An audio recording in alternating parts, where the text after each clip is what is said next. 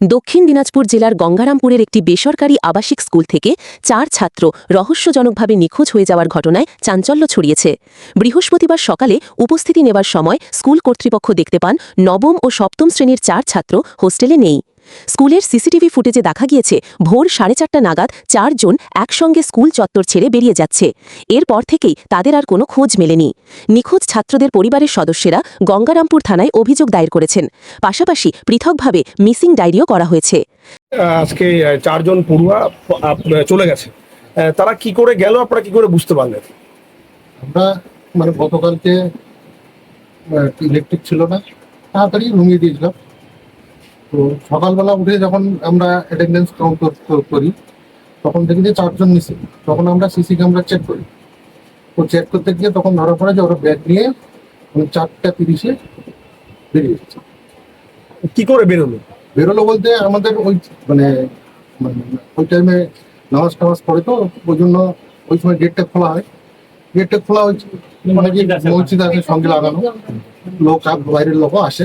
তো ওই টাইমে গেট খোলা হয়েছে, ওই টাইমে যখন আমাদের হয়ে গেছে ফাঁকা পেয়েছে, ওই টাইমে বেরিয়েছিল।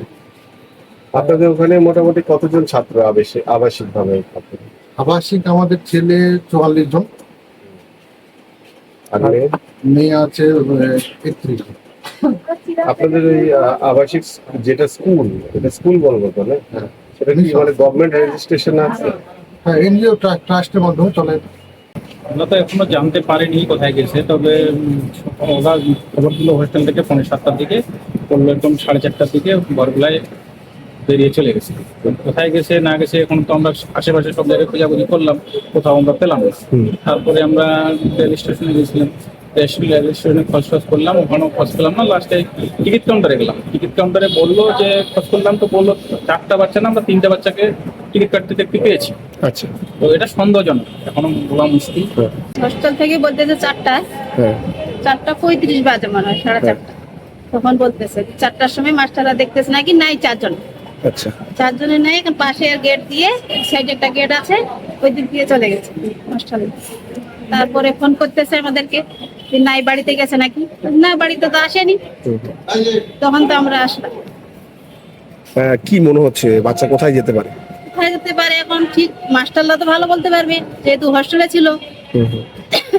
তারপর তো আমরা এখন থানায় আসি, মিসিং একটা ডায়েরি করতে হবে, আইনি ব্যবস্থা নেওয়া হোক, যেন 24 ঘন্টার মধ্যে 4টা ছেলেকে পাওয়া যায়, খুঁজে ব্যবস্থা নেওয়া হোক। হোস্টেল কর্তৃপক্ষ কি কোনো গাফিলতি ছিল?